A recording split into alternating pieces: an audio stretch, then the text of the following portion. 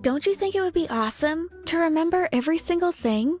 To never ever be able to forget anything? Well, you're wrong, and by the time I finish my story, you'll understand why. Before I go on, be sure to like the video and subscribe to the channel. If you do this in the next 5 seconds, make a wish, and I promise it will come true. Hit that notification bell too. Somehow, I was born with the extraordinary ability to remember everything. I could talk before I was a 1-year-old, and at first, everyone was obsessed with me. My parents boasted to everyone who'd listen, and my 2 older sisters, Monique and Maribel, were always telling their friends about their awesome sister Maddie. Many kids start talking early. There's probably nothing special about her, my grandmother said to my mom one evening. This was apparently enough to convince her that I was ordinary. Then a burglar broke into our house. My sisters were at school, my dad was at work, and my mom was in the shower.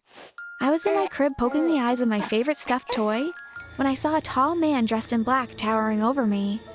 I didn't scream. I just pretended to be a dumb baby. He picked up his phone, and I heard him say, "Yes, I'll be returning home when I'm done. Yes, 24 Park Lane, 5th floor, 2nd door. I'll have a big stash for us to sell soon." He made a goofy face at me, then went downstairs. I heard a few noises, and then the door slammed shut. My mom ran out of the shower when she heard the door and came straight to my room. Maddie, are you okay? I just heard the door. I wasn't expecting your father until later today. It wasn't Dad. It was a man dressed in black. He made a funny face at me. My mom ran downstairs and screamed. Our television set was gone. She searched her room and all her jewelry was gone. He'd also stolen my father's safe. She called the police, who immediately came to our house. Tell them what he looked like, Maddie. He was tall, had blonde hair, black eyes, and a tattoo of a rabbit on his left cheek. "She's just a toddler. She can't possibly remember that. This can't be accurate," one of the policemen said. No, wait. That sounds like the description of the serial burglar we've been after. She mentioned the tattoo. Another officer replied. I have his address too. He told someone on the phone he was going to 24 Park Lane, 5th floor, 2nd door, I said. My mom's eyes opened wide. You heard all that, sweetie? I guess it's worth a try. Let's see if we can catch this guy, a third policeman said.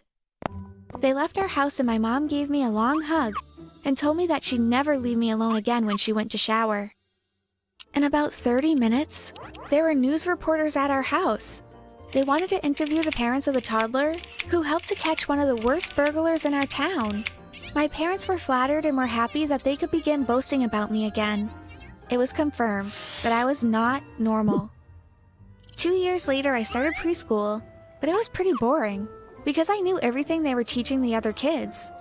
Sometimes, when the teachers needed a break, they'd ask me to teach and go to sleep. I know it sounds really funny, but this really happened. A year later in kindergarten, my new teacher told my parents I could skip to the 6th grade, but they decided that it might not be the best decision. Besides, what 6th grader would want to have a 5-year-old friend? I'd be too lonely. I made a friend named Stephanie, and although I was way smarter than she was, we played together like normal kids. She had a fantastic dollhouse, and we'd play with it for hours. As I continued growing, my sisters Monique and Maribel began struggling in school. I saw Monique crying one night over a bowl of popcorn while staring at the blank television screen. What's wrong, Monique? I asked. I got a 0 on my social studies quiz again. How come? You studied so hard the other night. Well, I didn't remember anything the next day. The teacher says if I don't pass the next one, I won't be able to go on the field trip with everyone else. She's so mean. Can I see the paper?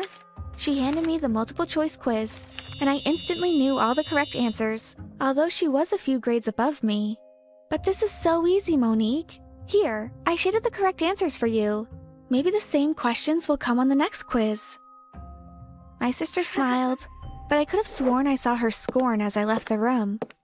The next week, she refused to speak to me, so I asked Maribel if something was wrong. She was really upset when you showed her the correct answers on her quiz. She thinks that you were showing off that you're a genius. Me?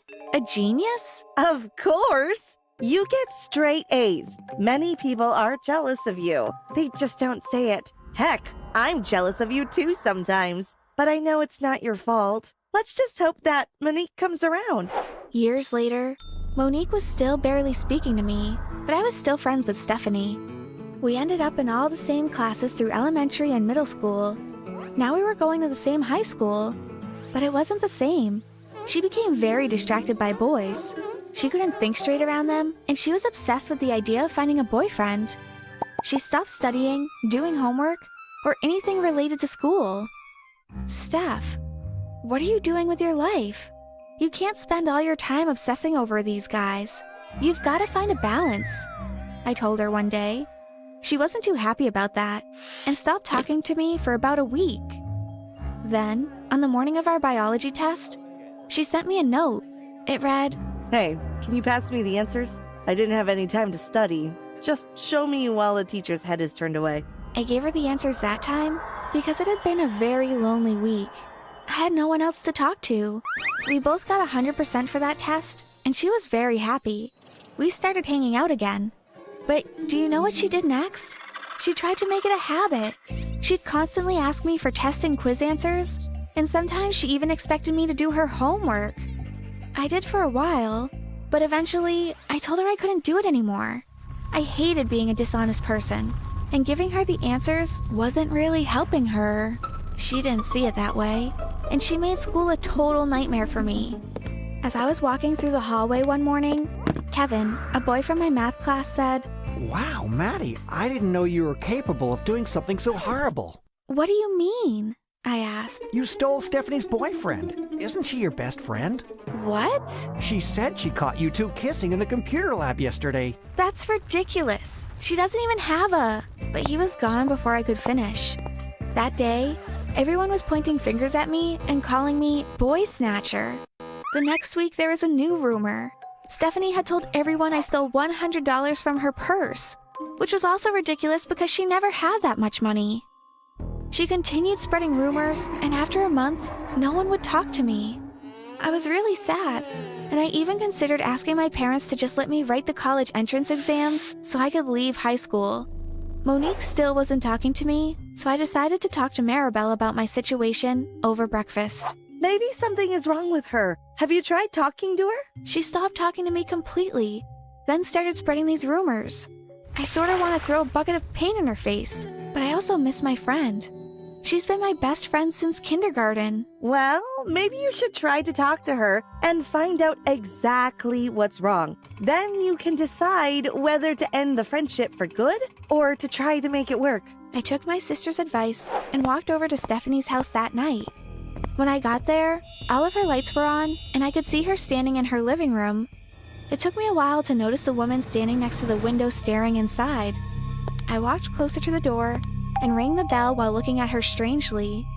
As soon as she noticed me, she ran away. What do you want? Stephanie said as she opened the door. Someone was just standing here looking through your window. Yes, you freak. Why are you at my house? I just want to talk. I don't understand how we were best friends, and now we're like enemies. I don't understand what I did wrong, and why you're treating me like this. It's because you're a nerd and a loser. You think you're better than everyone because you've got a perfect memory. Well, that's all you have. You're not beautiful and you'll never get as many boys as me. Good luck making anything out of yourself just for being smart. I'm sure your perfect memory will pay off someday. Now go away. I've got better things to do. She then slammed the door in my face. I cried all the way home, and when I got there, I was just plain angry. But my mood changed as soon as I walked into the living room. Whoa, look at this, Maddie. Maribel said. She was watching the news. A reporter was just explaining that a female prisoner had escaped and that she was very dangerous. Her picture showed up on the screen, and I gasped. It was the same woman who was looking through Stephanie's window. "Oh my God," I said. What? Maribel replied. Nothing. Nothing at all. I smiled and thought this should be exciting. I could call the police and try to protect Stephanie, but she was so mean to me, so why should I care? Instead, I decided to find out all I could about this woman and why she decided to show up at Stephanie's house. The next week, I searched online. went to the library, and even to the police station to see if